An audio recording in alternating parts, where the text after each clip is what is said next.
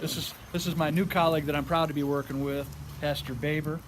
Pastor Baber, can you tell my church and Facebook folks just what CLC is?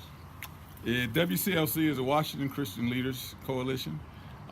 It's a group that's formed of pastors around the state, primarily African American, but we work with, we're ecumenical in nature, so that means there'll be pastors of other denominations.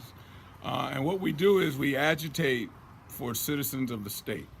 And that means we meet with the governor, we meet with elected officials at the state level to make sure state agencies and boards are being more equitable in the services, because every citizen of the state pays taxes. That goes all the way back to Jesus and back to him telling Caesar, that you render unto Caesar that which belongs to Caesar. And so Caesar gets theirs. And so the idea is, since the church and the governors have now sort of moved a little bit apart, part of this is to bring that together, that we go there and we agitate to make sure that people in communities underserved, not served, overlooked, get a better response from their governing agency. And in doing such, you need to remember, Paul went to jail. John the Baptist went to jail. They have always jailed the poor and the disenfranchised.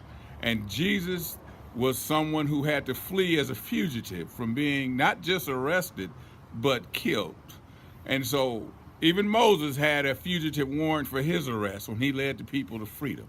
So jail and freedom are just a part of the Dr. King wrote a letter from the Birmingham jail about all the wrongs that people face and how could the church be quiet. So you have a leader that has shown his interest to go to jail for the sake of the gospel. And that is a righteous thing to do. Righteous indignation is saying, I see a wrong and I'm going to work to make it right.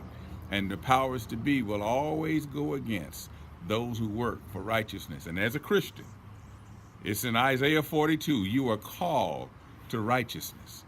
God says you shall be a covenant to the people, a light to those who dwell in darkness. What does that mean? Covenants aren't easy. Covenants say you will be with them in the good and the bad, and that you will be a light for those in darkness, and you are called to be righteous. And his son repeated that when he said, when I was hungry, you fed me. When I was in jail, see that word again, in jail, you visited me.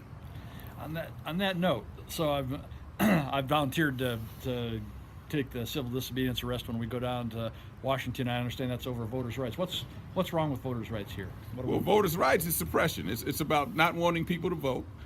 It is not it's by intention. And so we're going to go down and we're going to stir up some people, because everybody should have the right to vote. And here we are in 2017, and there are laws being developed in this very state by our unrighteous Secretary of State. She's not right, and she wants to reduce the ability for people to vote. And so we're going to cause some ruckus about that, because it is everybody's right to vote, though some say everybody should not vote. We disagree with that. And the powers to be, you have to speak truth to power. People will be arrested.